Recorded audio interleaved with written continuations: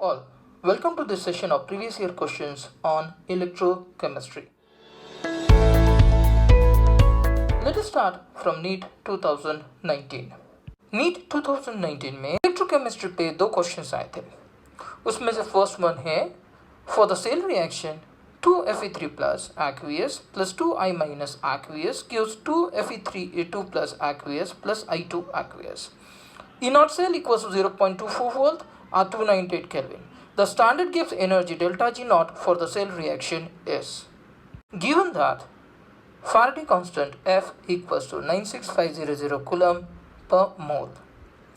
तो इसमें जो इक्वेशन दिया हुआ है हम लोगों को, उस इक्वेशन के हिसाब से अगर देखते हैं तो there is a change in oxidation state, okay, Fe3 plus to Fe2 plus, but then for 2 moles of Fe3 plus, so n का वैल्यू हमारे पास में हमको समझ में आना चाहिए, there should be 2 number of electrons involve into the reaction, so n का वैल्यू हो गया 2.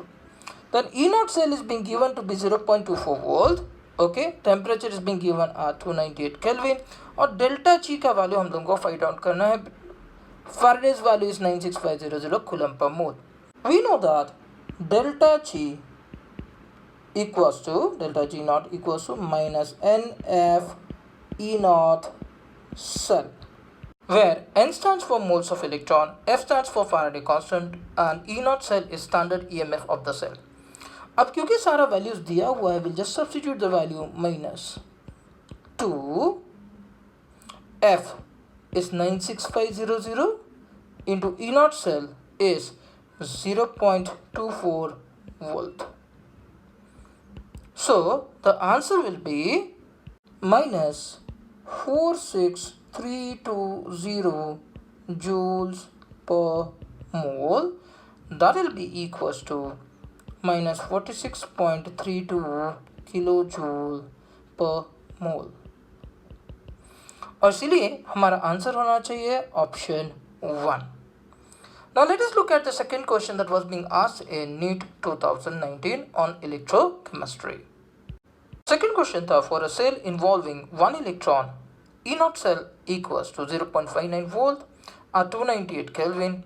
The equilibrium constant for the cell reaction is given that 2.303 RT by F equals to 0.059 volt at 298 Kelvin. ये question Nernst equation पे based था और Nernst equation क्या होता है? E cell equals to E naught cell minus 2.303 RT upon NF log Q. Now for 1 electron N should be equals to 1. 2.303 RT upon F दिया हुआ है 0.059 वोल्ट और E naught cell दिया हुआ है 0.59 volt. And again at equilibrium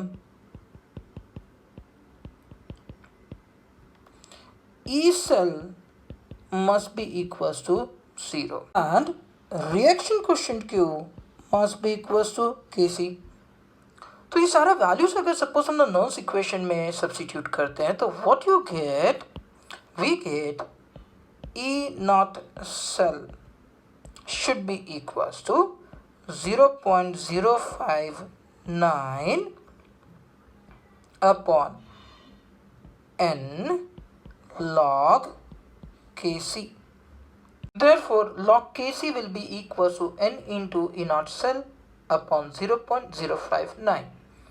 तो log Kc should be equals to N 1 है, E naught cell is 0.59 divided by 0.059. Therefore log Kc to the base 10 should be equals to 10 or Kc will be equals to 10 to the power 10 या equals to 1.0 into 10 to the power 10, यानी हमारा answer होना चाहिए option 3.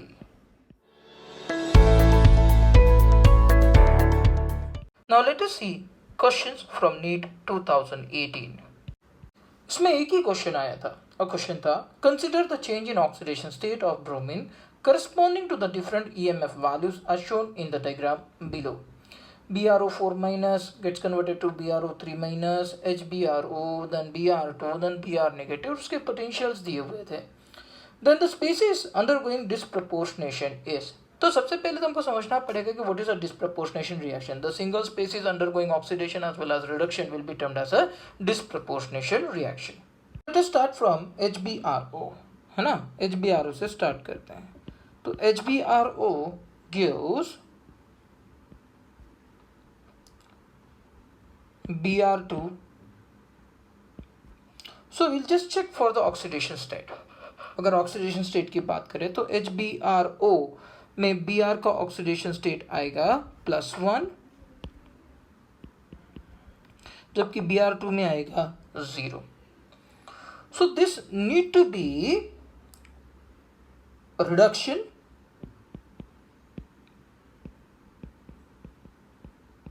और इसके लिए अगर suppose हम लोग देखते हैं E0 value, so E0 HbRO Br2 is given to be equals to 1.595 volt.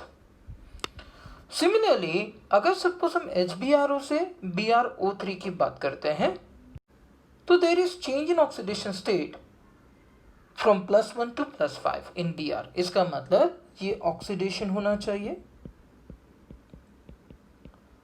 और इसका अगर सपोज मुझे रिडक्शन पोटेंशियल लिखना है तो I just right it down like this, क्योंकि अगर HbRO से BrO3 minus is an oxidation तो BrO3 से HbRO must be reduction.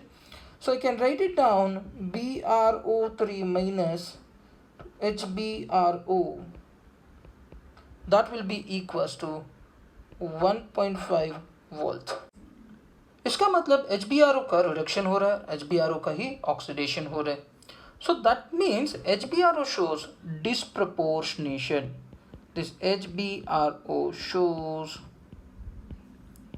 disproportionation. Moreover, अगर सपोज हम लोग E सेल निकाले तो we'll say E0 HbRO Br2 minus E0 BrO3 minus HbRO will give you 1.595 minus 1.5 will be equals to plus 0.095 volt, यानी positive आ रहा है. तो इसका मतलब दिस इज पॉसिबल और इसीलिए हम कहते हैं कि this HbRO will show disproportionation. So हमारा आंसर होना चाहिए ऑप्शन 3, दैट इज HbRO. अब देखते हैं क्वेश्चन नीट 2017 से. इसमें भी एक ही क्वेश्चन आया था. इसमें क्वेश्चन था in the electrochemical cell ZnSO4 0.01 molar, CuSO4 1.0 molar Cu. The EMF of this cell, Daniell cell, is E1. When the concentration of ZnSO4 is changed to 1.0 molar and that of CuSO4 is changed to 0.01 molar, the EMF changes to E2. From the following, which one is the relationship between E1 and E2? Values दिया हुआ था. RT by F is 0.059. Again, this question was based on Nernst equation. According to the Nernst equation, E cell equals to E0 cell minus 2.303 RT upon NF log Q.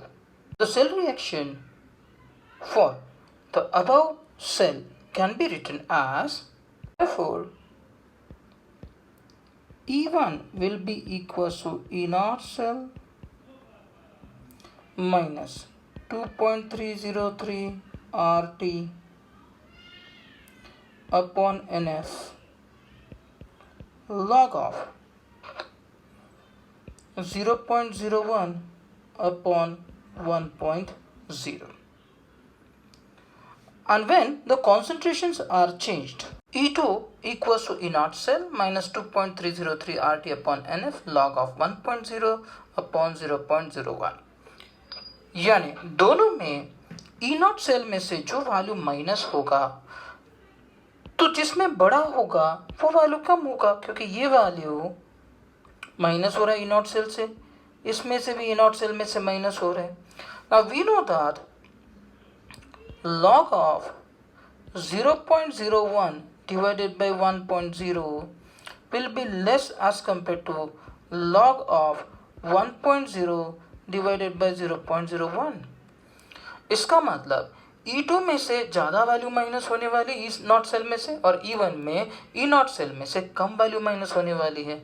And therefore we know that E1 should be greater than E2. इसीलिए हमारा answer होना चाहिए option 3.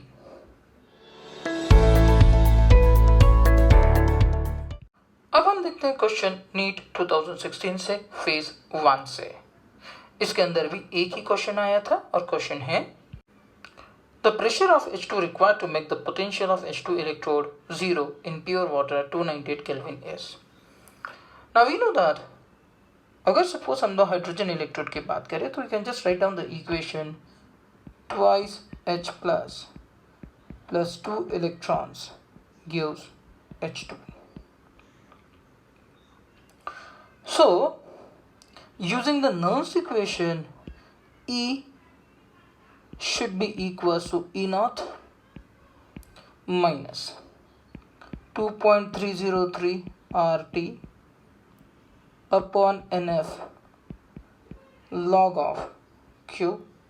Now for the above equation, E will be equals to E0 minus अभी 2.303 RT upon F at 298 Kelvin. 2.303 RT upon F at 298 Kelvin will be equals to 0.059.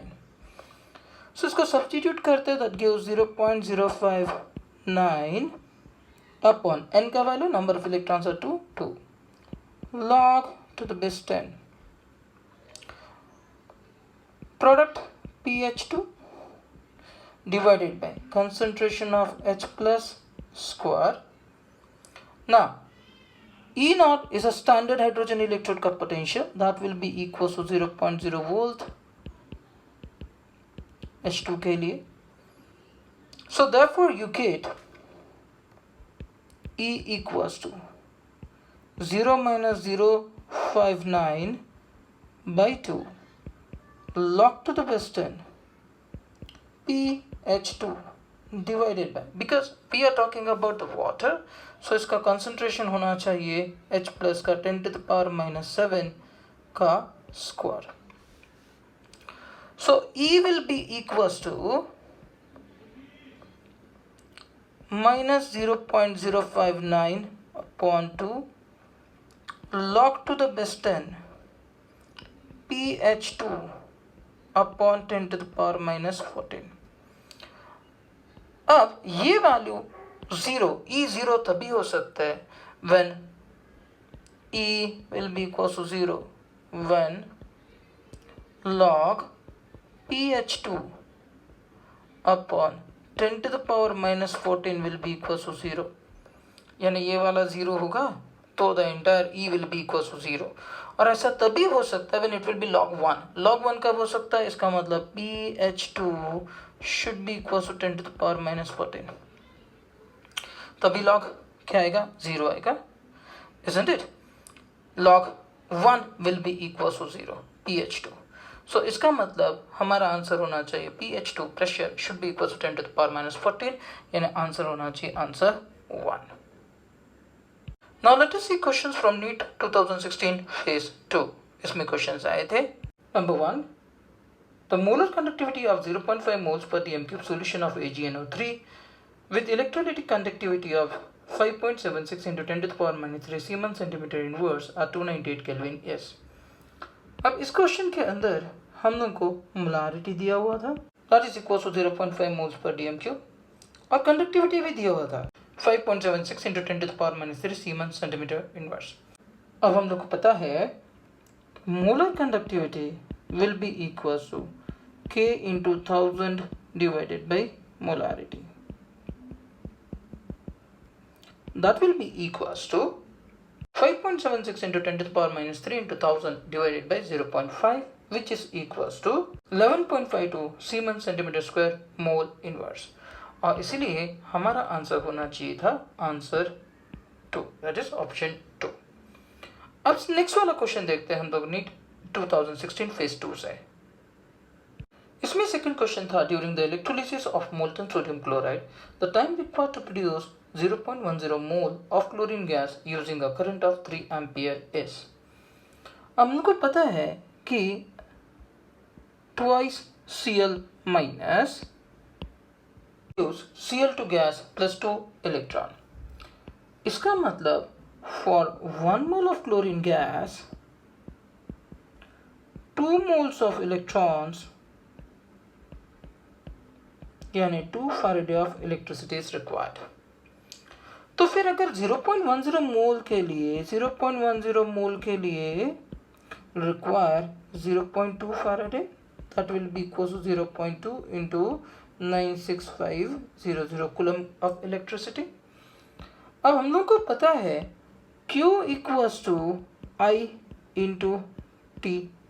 So what is our Q? Q क्या है? 0.2 into 96500 coulombs should be equals to I, current is 3 ampere into time T। So T should be equals to 0.2 into 96500 upon 3। So answer आएगा 6433.33 seconds या 6433.33 divided by 60, that is equals to 107.22 minutes, which is nearly equals to 110 minutes। और इसलिए हमारा answer होना चाहिए option 2। इसमें third question था, if inert cell for a given reaction has negative value, which of the following gives the correct relationship for the values of delta G naught and K equilibrium? Now, the relationship between E naught cell and delta G is given by delta G naught equals to minus NF E naught cell। अब क्योंकि E naught cell is negative and therefore ये minus minus plus हो जाएगा, so delta G not का value must be positive. So therefore delta G not must be greater than 0। Now again we know that delta G naught equals to minus 2.303 RT log K equilibrium। अब क्योंकि delta G positive है तो ये जो minus है यहाँ पे उसके लिए ये log K equilibrium should be minus, तो माइनस माइनस प्लस आएगा डेल्टा G। सो इसका मतलब ये है कि K equilibrium should be less than 1, तभी ये आंसर जो है वो डेल्टा G का पॉजिटिव आ सकता है। इसका मतलब हमारे पास में दो कंडीशंस हो गए, delta G should be greater than 0 and K equilibrium should be less than 1, और इसलिए हमारा आंसर होना चाहिए ऑप्शन 1। इसमें फोर्थ क्वेश्चन आया था, the number of the electrons delivered at cathode during electrolysis by a current of 1 ampere in 60 second is charge on electron 1.60 into 10 to the power minus 19 coulomb. अब हम लोग को पता है कि Q will be equals to N into E, where N is the number of the electrons and E is the charge on the electron। यानी हम लिख सकते हैं Q equals to I into T, तो हम लिख सकते हैं I into T equals to N into E। Therefore N will be equals to I into T upon E।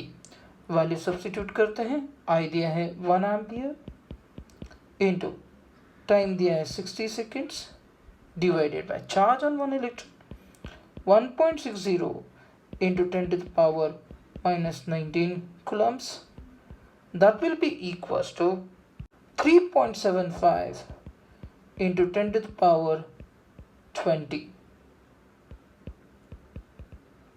और इसीलिए हमारा आंसर होना चाहिए ऑप्शन 3।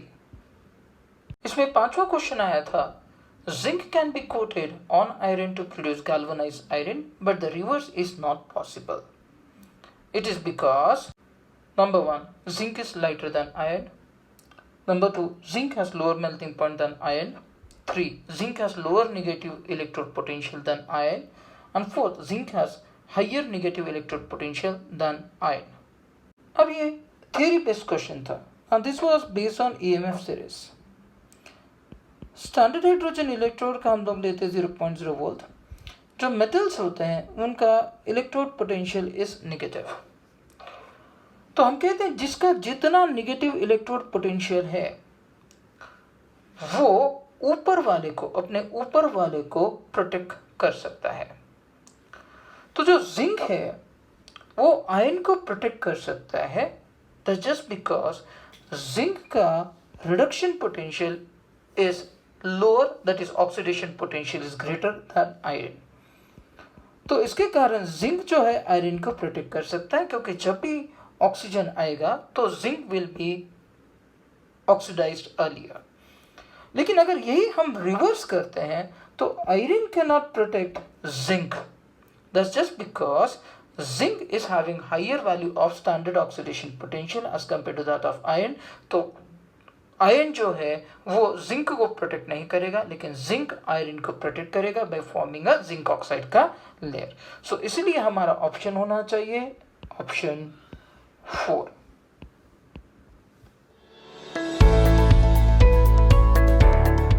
अब हम क्वेश्चन लेते हैं AIPMT 2015 से. क्वेश्चन आया था, a device that converts energy of combustion of fuels like hydrogen and methane directly into electrical energy is known as. ये पूरा थ्योरी बेस्ड क्वेश्चन था और हमको मालूम है कि जनरली ऐसा device that converts the fuel energy directly to the electrical energy is nothing but a fuel cell. और इसीलिए हमारा आंसर होना चाहिए था answer 4. Option 4, fuel cell. That's all in this session. Thanks for watching. Let's meet in next session.